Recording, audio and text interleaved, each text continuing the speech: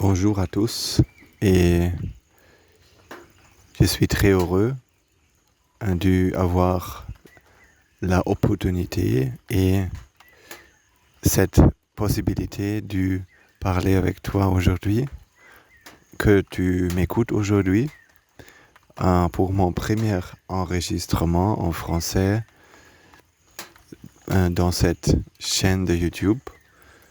Et peut-être dans la future, je vais aussi essayer d'enregistrer des vidéos. Mais pour ce moment, c'est seulement un enregistrement audio. Et je sais que mon français, mes habiletés de parler ne sont pas parfaits. Et il y a beaucoup d'erreurs peut-être. Mais j'aime bien parler français. J'aime très bien. Et chaque jour, je écoute le français pour environ 30 minutes. Et ça me fait beaucoup de plaisir. Et aussi, j'ai la motivation et j'ai cette inspiration d'expliquer mes idées et les choses que je comprends et je apprends ici dans ce monastère bouddhiste pour le monde, ça veut dire pour les gens qui s'intéressent pour ces choses. Et c'est comme ça que j'ai commencé cette idée venue à moi de faire cet enregistrement et d'essayer d'expliquer moi-même comme ça. Donc, pour quelques mois, j'ai déjà commencé d'enregistrer des petites vidéos dans notre chaîne YouTube. Et aussi, on peut voir que dans notre chaîne YouTube, il y a aussi notre Anagarika. C'est une femme qui vit presque comme moi dans notre monastère. Ce n'est pas la même place. Il y a un petit deuxième monastère près de nous où les femmes vivent. Mais pour la plupart du temps, dans le jour, ils sont ici avec tout le monde dans notre monastère et nous faisons les mêmes pratiques, nous apprenons les mêmes principaux et il n'y a pas une différence beaucoup.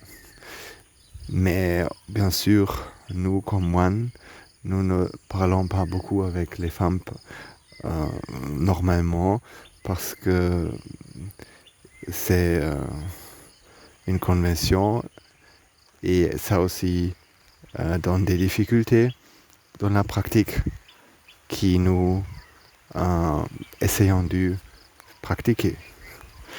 Donc maintenant, il commence à pleurer et je devais chercher une place qui est protégée de l'eau, mais il va me coûter quelques minutes et je m'excuse pour ça. Oui, c'est fait et je peux rejoindre avec toi. Nous pouvons continuer notre discussion.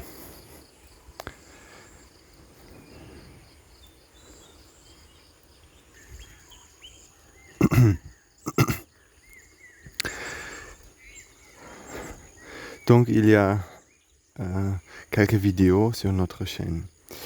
Et honnêtement, je pense que faire les vidéos longues, c'est plus mieux pour moi parce que j'ai du temps d'expliquer moi-même et je ne suis pas une personne qui est très talentée en expliquer les points immédiatement et peut-être j'ai une nature un peu timide et pour ça ces vidéos courtes ils doivent un peu le talent du show mastering, un peu plus que je peux faire, mais c'est pas grave. J'essayais et j'essaie de faire le mieux que je peux faire, aussi pour les vidéos courtes. Et je pense que toutes les choses dans la vie, on peut apprendre quand on veut et quand on a une raison valide. Et pour ça, je n'ai pas je ne vois aucune barrière. Et aussi, bien sûr, parler avec parler avec les gens. Simplement, c'est une chose qu'on peut apprendre et ce n'est pas difficile après un peu du temps. Pour moi, je suis très confortable de parler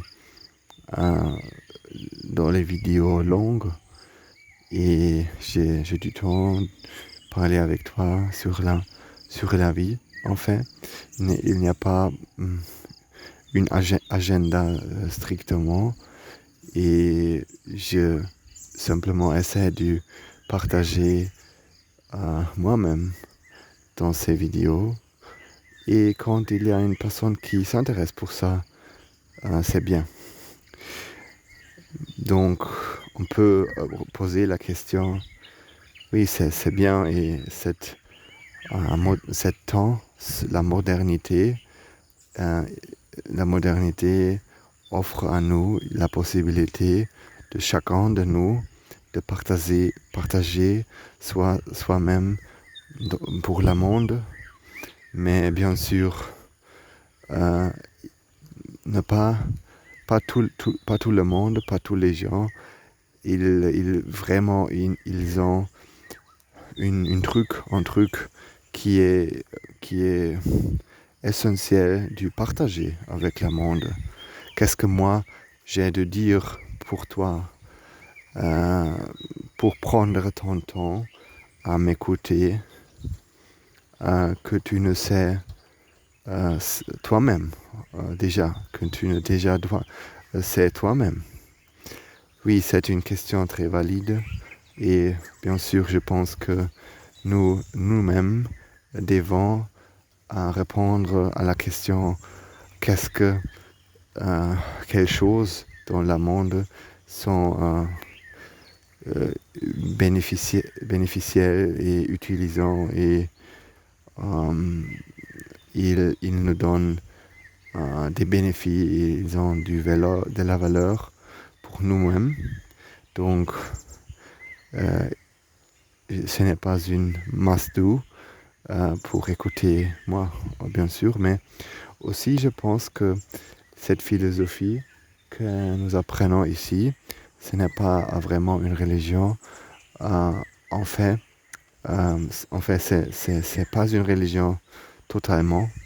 Pour moi, c'est seulement une compréhension de la vie et qui me permet de repenser la vie que je sens et que j'ai vécu. Et il me permet de peut-être faire des décisions meilleures dans ce moment et dans le futur. Et ça me donne beaucoup de passe intérieur. Et pour ça, je pense que c'est peut-être un truc intéressant pour toi aussi.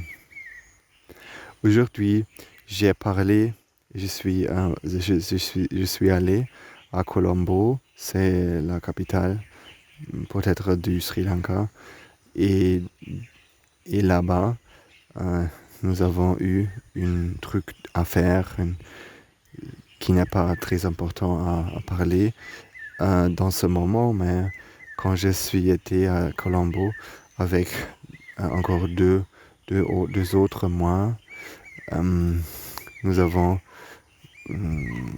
parler avec nous-mêmes et aussi l'autre moine, il m'a un peu raconté l'histoire de sa vie, comment il est devenu en moi et ce qu'il s'est passé.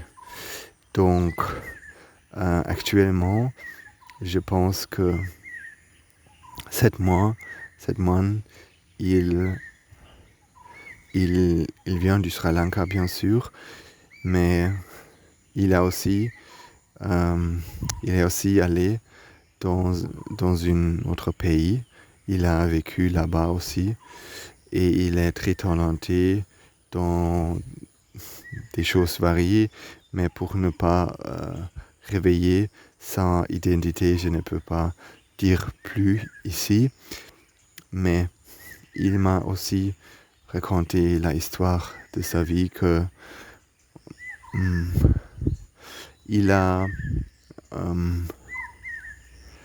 été marié et quand il était marié, il a eu une affaire. On peut dire comme ça.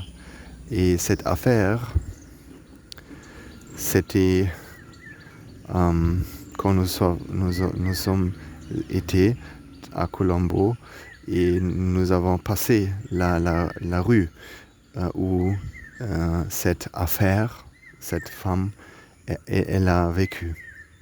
Et cette femme a été très dépendante de lui et elle ne voulait pas terminer cette relation, cette affaire avec lui. Mais pour lui, ça a été un peu dangereux, bien sûr. Mais quand la chose s'est réveillée, en fait, ce qu'il s'est passé, c'est que cette femme, elle s'est tuée. Ça veut dire, elle s'est pris la vie. Elle a fait le suicide parce qu'elle était très, très malheureuse et elle a souffert beaucoup, je pense, de cette situation. Et après ça, nous avons parlé aussi des choses qui sont un petit, je ne sais pas, ne pas tout le monde croit de ces choses. Par exemple, la vie après mort et censé et faire l'expérience des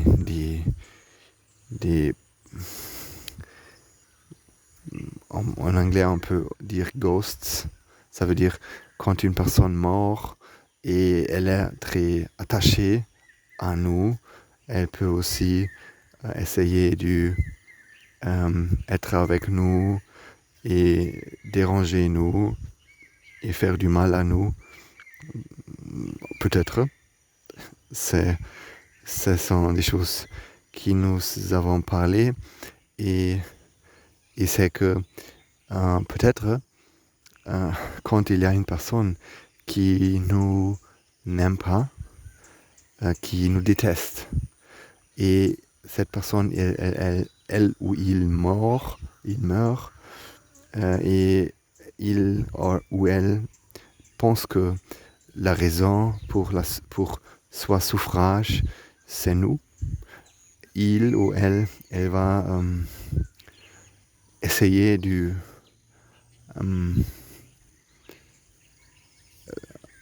venir à nous et nous déranger et nous causer de la souffrage nous-mêmes.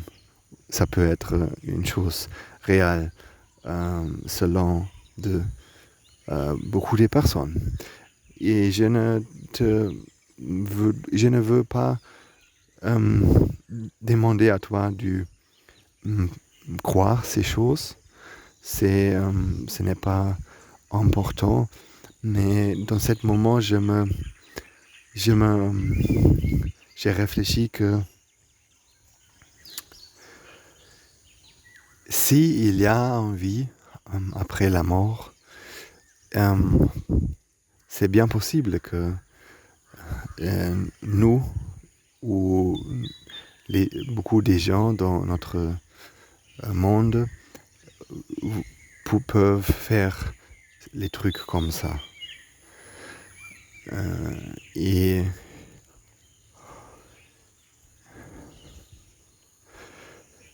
donc, je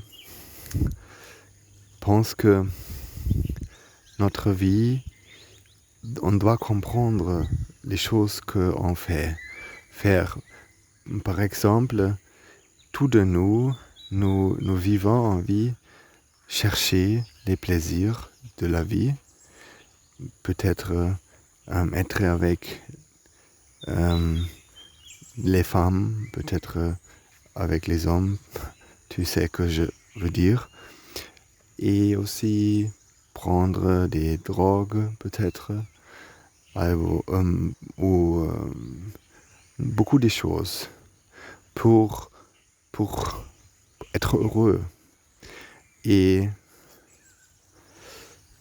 bien sûr, l'amour, c'est une chose très, très intensive. Mais pas seulement, bien sûr, intensif positif, mais aussi normalement négatif. Comme cet exemple, cette femme, elle s'est tuée parce que il y avait l'amour, mais l'amour qui a causé peut-être la souffrage intensif aussi. Et elle n'a pas pouvait dû être dans le pas intérieur. Ça veut dire la paix intérieure, la pacification, la sérénité, le bonheur intérieur. Elle n'a pas réussi à trouver cet sentiment parce que il y avait tout le temps cette souffrage et cette cherche de l'amour et peut-être la croyance que cette autre personne, il m'a fait mal et cette mal maintenant c'est avec moi. Et on peut se demander les gens qui essaient de se tuer, de faire le suicide, pourquoi est-ce qu'ils faisaient ces choses? Je n'ai pas vraiment compris cette question et la réponse de cette question pour beaucoup de mon vie parce que je n'ai pas me senti très mal la plupart de la vie. Bien sûr, il y a des situations qui on n'aime pas et on se sent triste parfois, mais ce n'est pas une dépression vraiment ou en boule un mal très très forte qui me laisse penser à faire le suicide.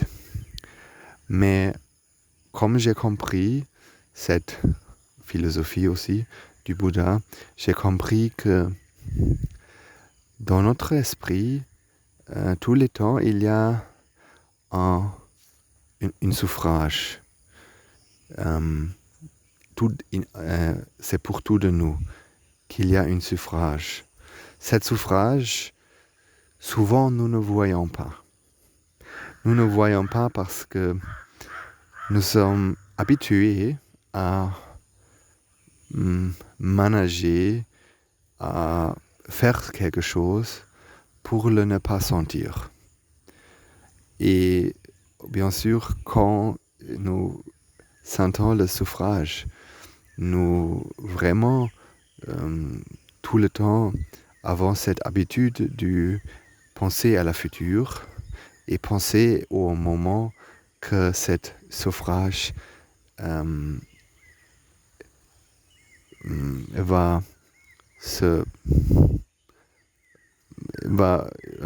va pas être avec nous. Par exemple, quand nous attendons pour le dentiste. Quand nous attendons pour le dentiste, bien sûr, comment nous sentons? Est-ce que c'est une situation très agréable pour nous d'attendre le dentiste? Pour moi, toujours dans ma vie, ce n'a pas été très bien. Ce n'a pas été très agréable parce que attendre, c'est toujours une chose un peu désagréable. C'est comme nous pensons et comme nous sentons ces situations.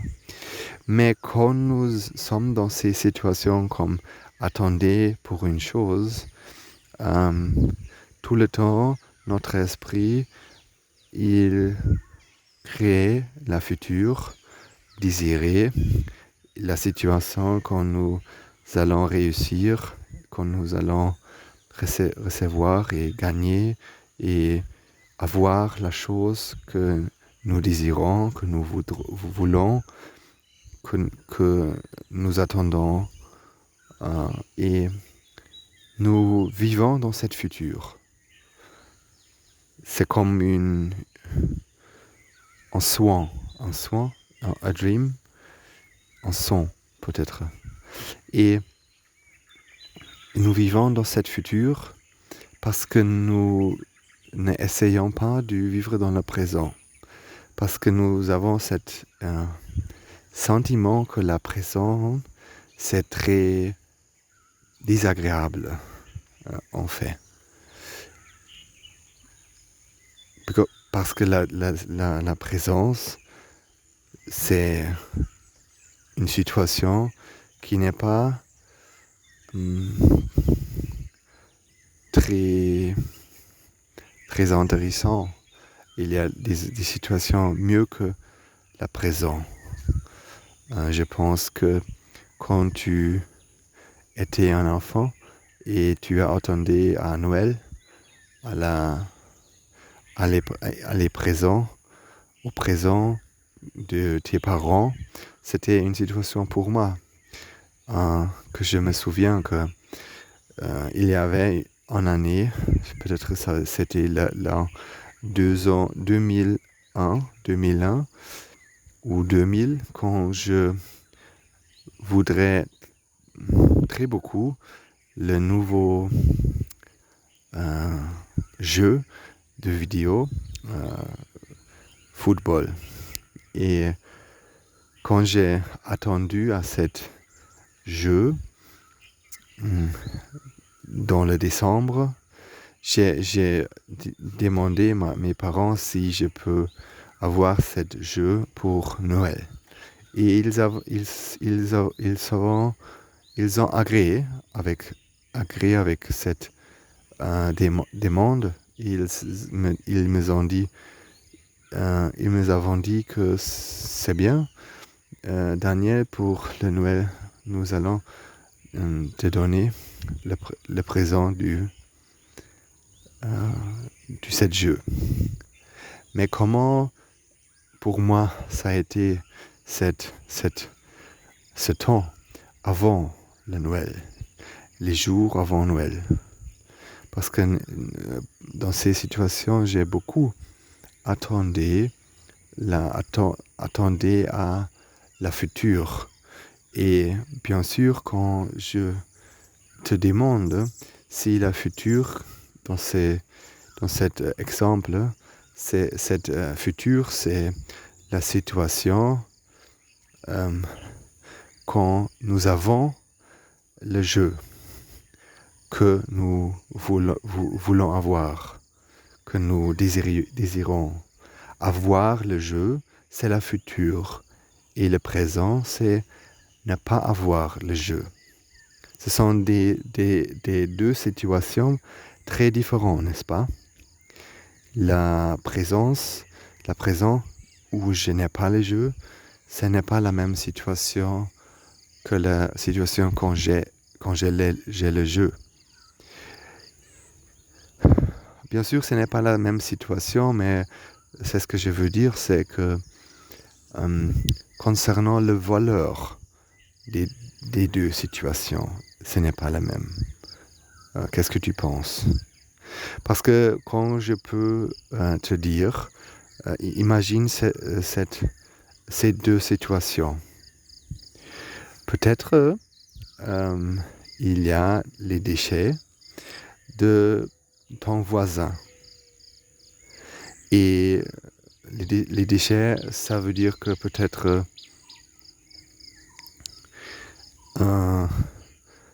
dans la cuisine de ton voisin, il y a il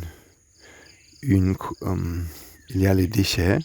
Ça veut dire il y a une truc où le voisin il met tous les déchets. Peut-être trash bin. Et dans cette trash bin, il met tous les déchets. Et un jour, dans ces déchets, il y a une pomme. Mais l'autre jour, il n'y a pas une pomme, mais il y a une banane. Donc, je t'ai raconté maintenant de deux situations différentes, n'est-ce pas? Il y a une banane et il y a une pomme dans les déchets de ton voisin. Est-ce que c'est très important pour toi? Bien sûr, ces situations sont différentes. Mais, concernant la valeur, qu'est-ce que tu sais? Qu'est-ce que tu dis? Ce n'est pas très différent. Ce n'est pas très différent comme la valeur parce que c'est la même chose. Ce n'est pas concernant pour nous et ce n'est pas très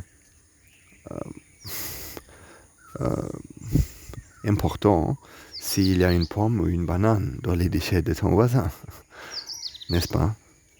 Mais, quand ça veut dire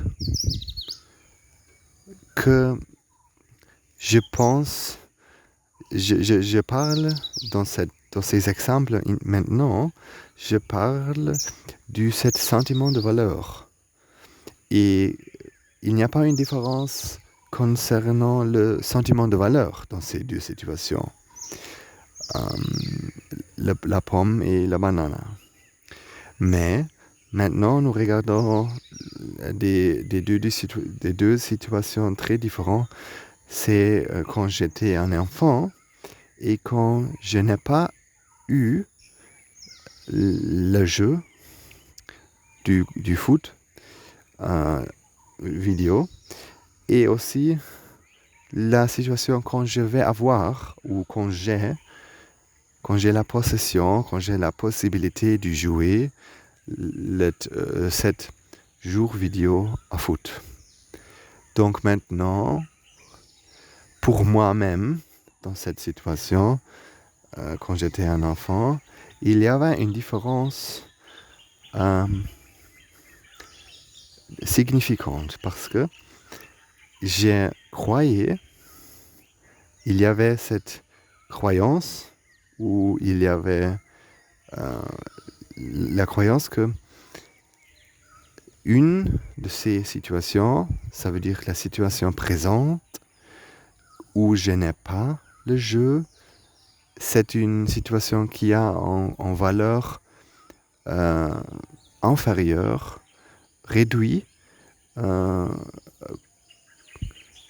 comme la situation deuxième quand je vais avoir cette jeu. Parce que avoir le jeu, c'est une situation plus agréable, plus valuable, avec plus de valeur que la dernière. Donc, quand il y a cette croyance, quand il y a cette idée dans notre esprit, et c'est une idée très normale, bien sûr, attendre, c'est difficile pour nous, n'est-ce pas? Attendre, c'est difficile pour nous quand il y a une croyance que dans le futur, je peux avoir une situation qui a plus de valeur que la situation dans ce moment. Parce que quand il y a la possibilité d'avoir mieux qu'on a maintenant, et quand il y a bien sûr ce désir d'avoir mieux qu'on a maintenant, donc on va avoir les attentes, le désir pour la future. Et pourtant la présente, ce n'est pas une chose très agréable. Ce n'est pas une chose qui est très... qui nous rend très heureux. Ça veut dire il nous donne de la souffrage. Comme la situation que je t'ai parlé, le dentiste. Parce que quand tu visites le dentiste et quand tu es dans la salle d'attendre, quand tu dois attendre pour le dentiste, normalement, il y a les deux possibilités. Il y a les gens qui n'aiment pas attendre pour une chose parce que la situation dans le futur est plus mieux que la situation présente. Par exemple, il y a cette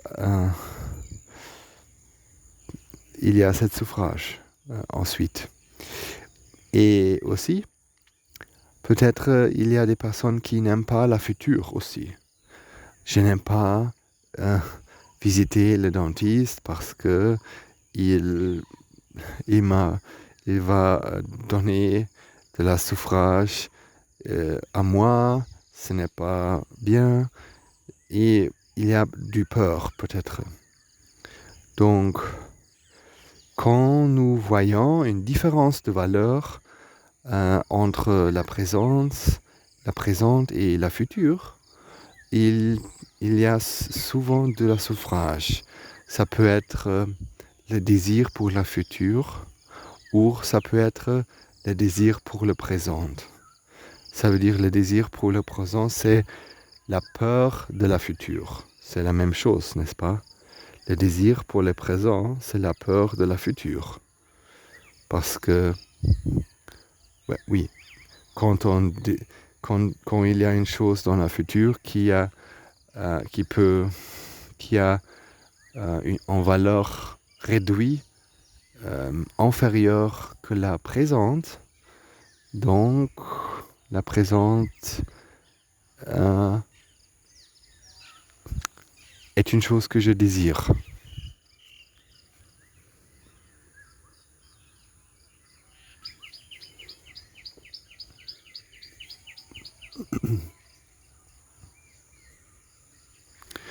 Et maintenant, nous voyons que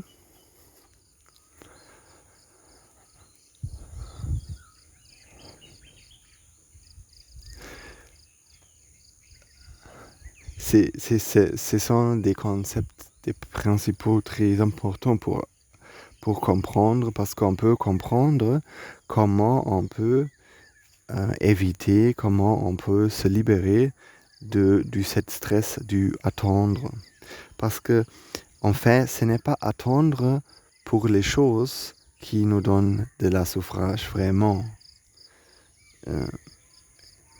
C'est une chose qui n'est pas un problème, mais quand il y a cette croyance qui existe dans notre esprit, normalement, la croyance est de penser que la valeur, c'est une chose qui est objectivement existe dans les choses de la monde. Ça veut dire que les objets, les situations de la monde, ils ont une valeur objective. Et donc, quand il y a des situations avec valeurs différentes, objectivement différentes, bien sûr,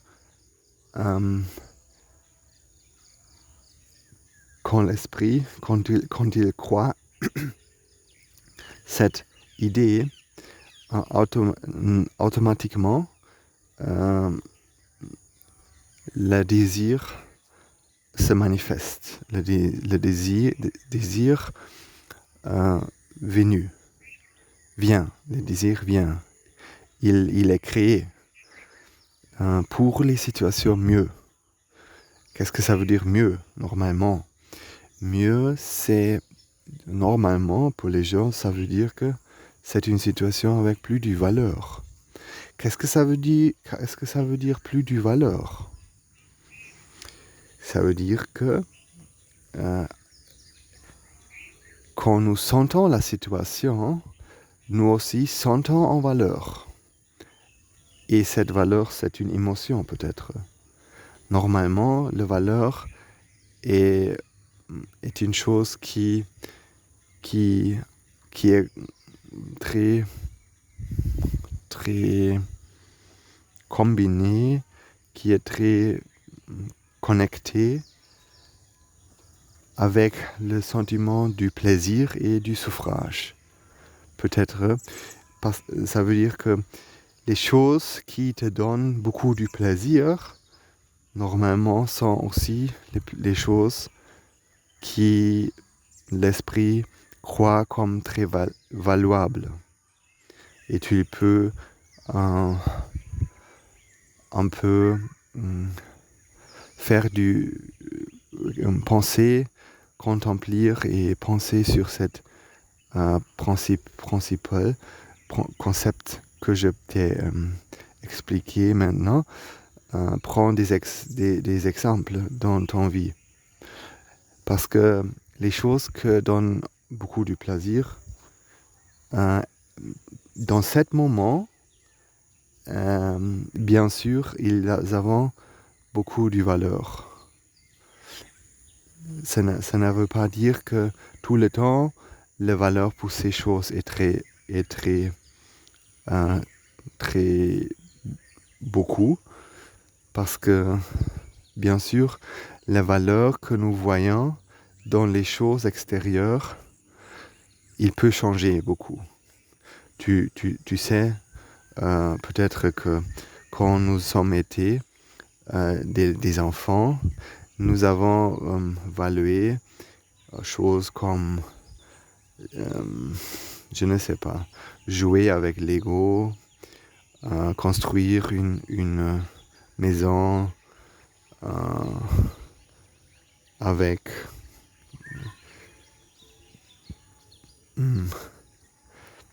peut-être jouer avec des trucs, mais jouer avec des petites voitures plastiques, ça a été cette truc du plastique, cette voiture du plastique. Comme enfant, il y a eu en valeur très beaucoup. Par exemple, quand les autres enfants, quand ils prennent notre voiture du plastique, comme enfants, nous avons pleuré, nous sommes très tristes et nous courons à notre mère peut-être et nous disons que cet enfant il a pris mon voiture, mais ce n'est pas une voiture grande, c'est seulement une voiture petite et construite de plastique. Mais quand peut-être quand nous sommes des adultes, nous ne sentons pas une valeur dans les choses comme la voiture, du plastique, mais maintenant nous sentons en valeur dans la voiture réelle, la voiture réellement existante. C'est une chose qui nous sentons en valeur. Et c'est comme ça que la valeur se change dans la vie. Et aussi le plaisir que nous sentons se change. Jouer avec les voitures, petites voitures du plastique, c'est une expérience avec beaucoup de plaisir dans notre enfance. Mais comme un adulte, ça ne donne pas du plaisir plus. Ça ne donne plus du plaisir et, bien sûr, il y a des autres choses qui nous donnent le plaisir. C'est un peu curieux que nous pouvons aussi comprendre que la valeur, quand la valeur, c'est une chose que nous voyons dans les choses. Par exemple, un enfant voit la valeur dans la voiture du plastique, mais la même personne ne voit pas la valeur comme un adulte dans la voiture du plastique. Ça veut dire que est-ce que la valeur vraiment existe dans les choses ou c'est seulement un sentiment qui est produit? Et je pense que ce n'est pas une chose très compliquée à comprendre parce que aussi la biologie nous dit que aux causes des gens et des facteurs biologiques, le sentiment du valeur se peut changer. Le sentiment du valeur qui nous sentons dans la chose extérieure,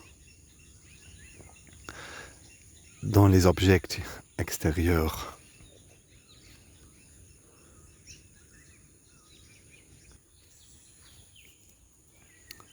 Donc,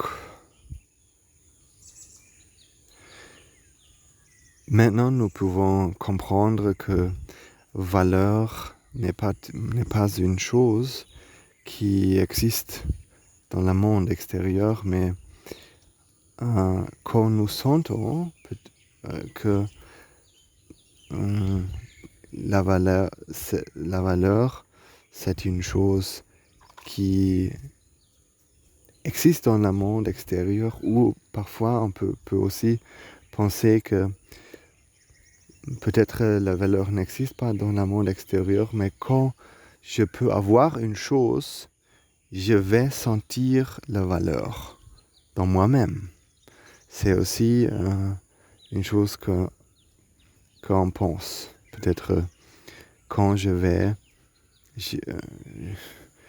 sais que la voiture, ce n'est pas une chose que tout le monde il aime cette voiture, mais pour moi-même, je sais que quand je peux avoir cette voiture, il me donne dans moi-même un sentiment de valeur. Et pour ça, je voudrais avoir cette voiture. Mais aussi avec ce sentiment, il y a un petit problème. Et pour ça, je veux t'expliquer une autre chose très importante. Et tu peux réfléchir à ça. Donc, prenons un exemple. Quand je te donne une chose que pour laquelle il n'y a pas un désir dans ton esprit, un désir, une attente, un attachement, ce n'est pas important quoi. Peut-être, par exemple, à Noël, ma sœur, elle elle attend pour le jeu, peut-être il attend pour un jeu vidéo comme avoir une famille et se occuper d'une famille et un jeu vidéo familial. Et toi, tu attends pour le jeu de foot en vidéo. Et dans ce moment, quand tes parents, ils changent les jeux et en raison ou un autre, le jeu que ta sœur aime beaucoup avoir est donné à toi et le jeu que tu voudrais avoir, il est donné à ta sœur. Donc, combien du plaisir la jeu du vidéo de familial est créé dans toi. Parce que tu n'as pas une attente, un désir, par exemple, une attente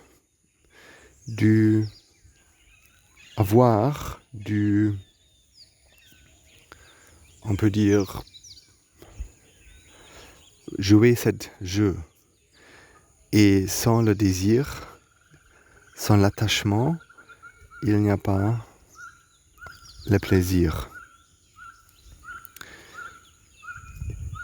Et aussi, tu peux le observer dans des situations différentes. Par exemple, quand tu voudrais écouter la musique que tu n'as pas écouté pour quelques jours, quelques semaines. Donc, le premier moment, tu vas écouter la musique et il se sent très bien. Tu vas sentir le plaisir. Parce que la chose que s'est passée, c'est le désir pour cette situation, peu à peu, il augmente dans les semaines dernières. Dans notre esprit, le désir monte et monte et monte. Et donc, dans le moment quand tu sens cette musique, c'est une chose que l'esprit veut avoir. Il a une attente, un attachement pour ça, et le plaisir est créé. Mais quand tu écoutes la musique quelquefois, la même musique quelquefois, encore une fois, qu'est-ce qui se va passer? Maintenant, le plaisir que tu peux sentir de la musique se va réduire plus et plus. Et quand le sentiment se réduit, aussi la valeur que nous donnons à la musique dans ce moment, il se va réduire aussi. Et quand la valeur que l'esprit donne à cette musique se réduit, aussi, bien sûr, le désir n'est plus là. Et pour ça, c'est une processus qui se passe dans notre esprit tout le temps. C'est que il y a la croyance du valeur dans l'objet et pour ça, il y a le désir. Et quand il y a le désir, quand le désir augmente, la suffrage augmente.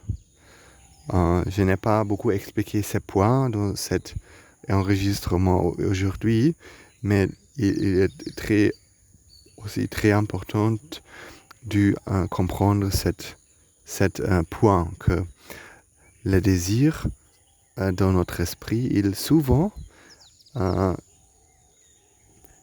crée de la souffrance, du stress. Par exemple, une mère qui attend leur fils qui n'est pas à la maison pour quelques semaines, comment elle se va sentir. Et oui, en fait, j'ai parlé beaucoup dans l'exemple du dentiste que les attentes créent de la souffrance.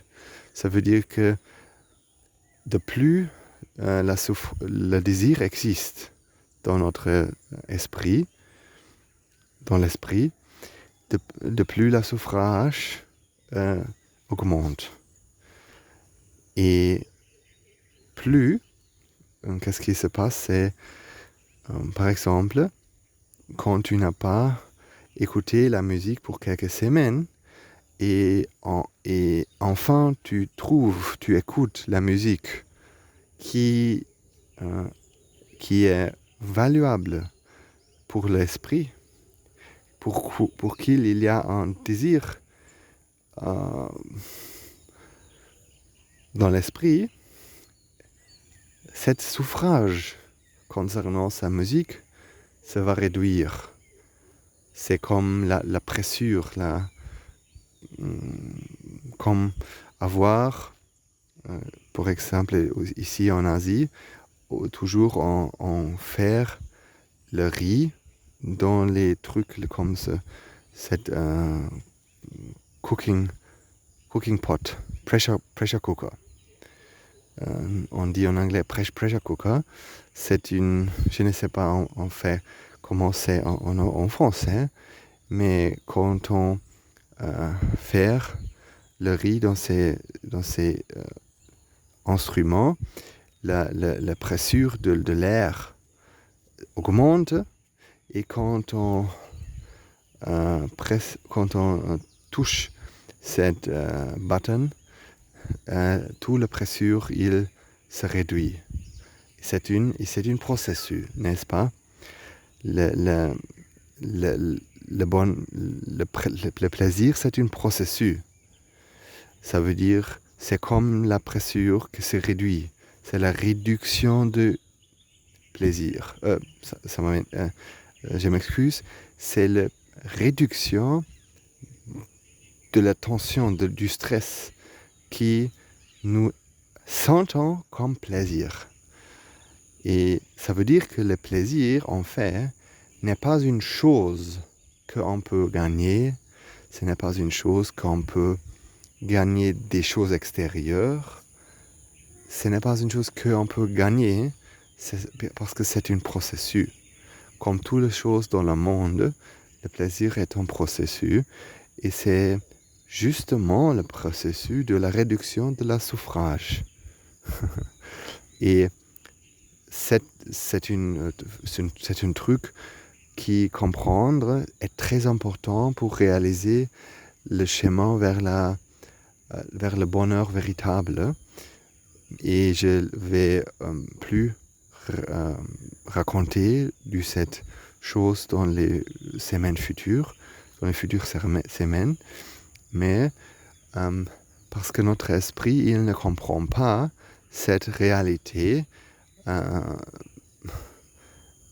au début. Il y a des trucs comme le désir, le souffrage, la peur, la tristesse, le stress. Ces choses sont le produit, l'effet de cette croyance, la malcroyance du plaisir.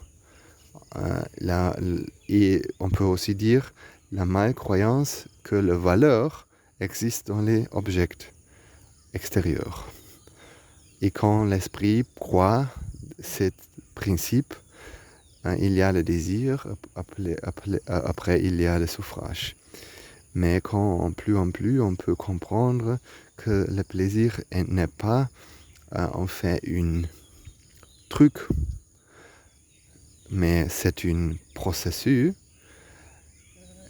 qui se passe quand des conditions, des causes et conditions, ils s'alignent.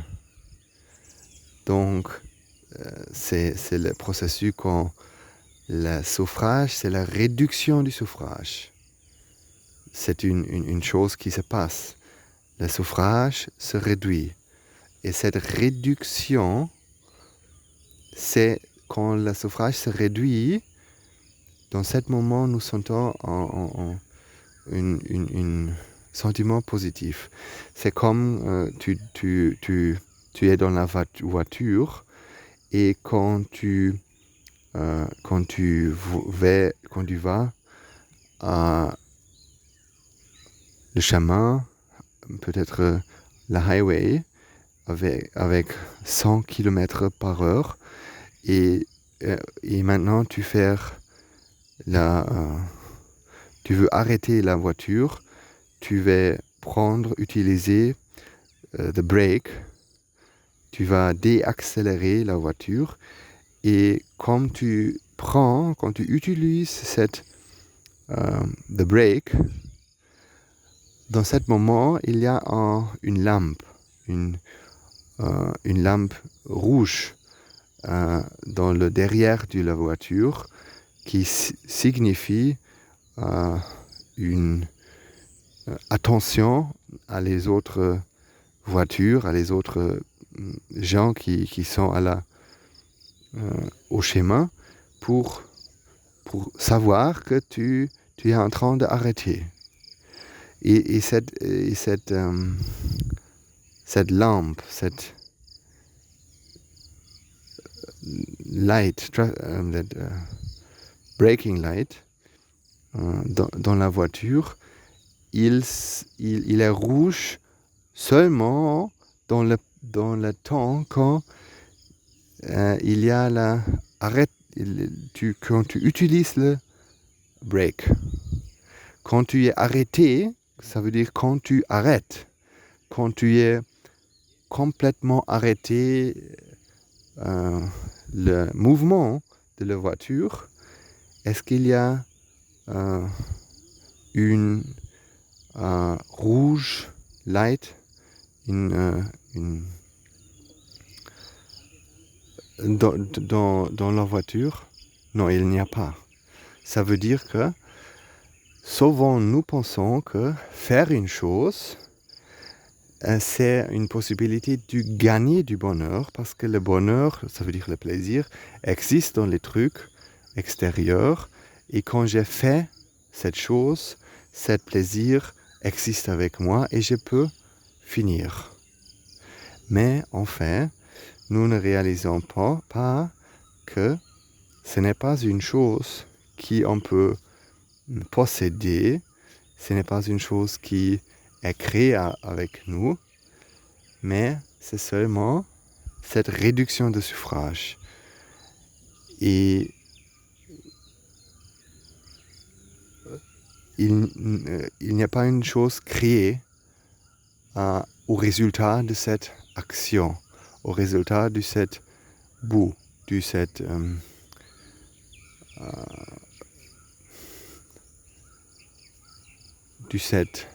expérience. Plaisir n'est pas une chose qui peut être créée dans nous. Mais nous, beaucoup, nous pensons que c'est une chose qui peut être créée dans nous. Et ces deux choses, ils causent la souffrance. Mais quand nous pouvons comprendre que le plaisir n'est pas ce que nous pensons, nous ne allons pas essayer de trouver le plaisir dans le monde. Et pour ça aussi, nous allons voir que puis le souffrage dans notre vie aussi se va arrêter. Parce que le souffrage n'est pas une chose built-in dans notre vie. Ça veut dire naturellement existante dans notre esprit. Le souffrage que nous sentons est artificiellement créé tout le temps, tous les moments, parce qu'il y a la malcroyance de la réalité. Ça veut dire que le Dieu ou la nature, il nous aime beaucoup. Il ne veut pas donner à nous un suffrage débutant et nous forcer de trouver une chose, de éliminer cette suffrage. Elle nous a créé complètement parfait. Dans la Bible, il y a cette phrase que le Dieu nous a créés comme lui-même. Ça veut dire, je pense que le Dieu, il sent le bonheur. Il ne sent pas la suffrage. Et quand il nous a créés comme lui-même, ça veut dire qu'il nous a créés avec le bonheur. Mais nous, notre esprit, il ne comprend pas cette réalité. Il pense que la suffrage, c'est built-in dans moi-même. Et donc, je dois essayer de faire quelque chose, de l'éliminer. Et puis, cette croyance, il commence un processus du désir, d'activité, de suffrage. Ça veut dire désir, la croyance,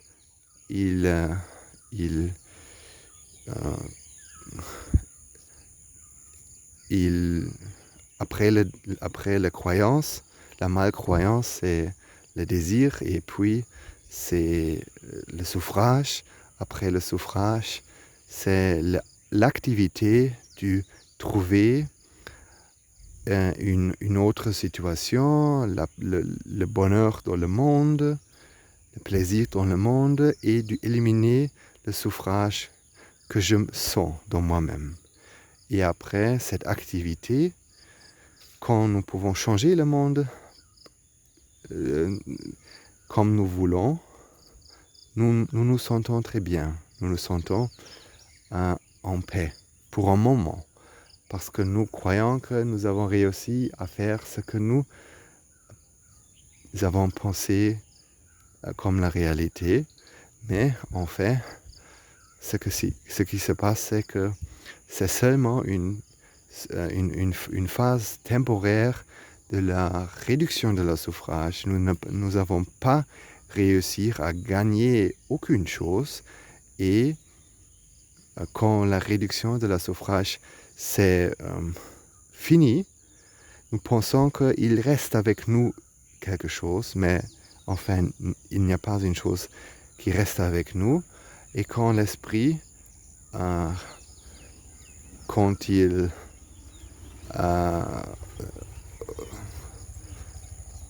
réalise, quand il essaie de trouver ce bonheur dans lui-même, on ne peut pas le trouver. Et ça fait encore une fois beaucoup du suffrage, du désir, suffrage et activité. Et comme ça, les choses il se passe une fois, encore une fois, tout le temps, sans finir. Nous sommes très occupés d'essayer d'être heureux. Je pense que quand tu regardes dans le monde, dans la société, tu vas voir beaucoup des personnes qui essayent très fortement de devenir heureux, mais tu peux demander toi-même, est-ce que tu as trouvé une chose qui a finir de chercher le bonheur, qui a vraiment trouvé le bonheur. Parce que chercher le bonheur et trouver le bonheur, ce n'est pas la même chose. Quand on a trouvé le bonheur, on peut vivre. On n'est pas une esclave, on n'est pas dans la suffrage. On peut vivre dans paix. Mais quand on cherche le bonheur, on ne peut pas dire qu'on est vraiment heureux. Et il y a une chose à résoudre. Et c'est la réalité pour la plupart de nous. Mais quand tu peux réaliser la vérité sur ces principaux, tu peux réaliser que le plaisir n'est pas comme ce que tu penses, ce que tu as pensé. Et puis, tu vas automatiquement arrêter de le chercher parce qu'on n'a pas besoin de ce plaisir pour être heureux, parce que le bonheur n'est pas le plaisir, le bonheur est simplement ne pas souffrir. Et le souffrage, c'est d'essayer de trouver le plaisir. Ça veut dire quand tu arrêtes de chercher le plaisir, la condition naturelle de ton esprit est le bonheur. C'est ce bonheur qui ressemble à Dieu dans cette analogie de la Bible. Ce n'est pas le plaisir, en fait. C'est une autre forme du bonheur. C'est une forme du bonheur inconditionnel. Merci beaucoup pour aujourd'hui de m'écouter. Je vais essayer d'expliquer plus et plus ces principes. Je m'excuse pour les erreurs, mais j'essaie d'expliquer dans une méthode très facile pour toi aussi. Merci beaucoup et à bientôt.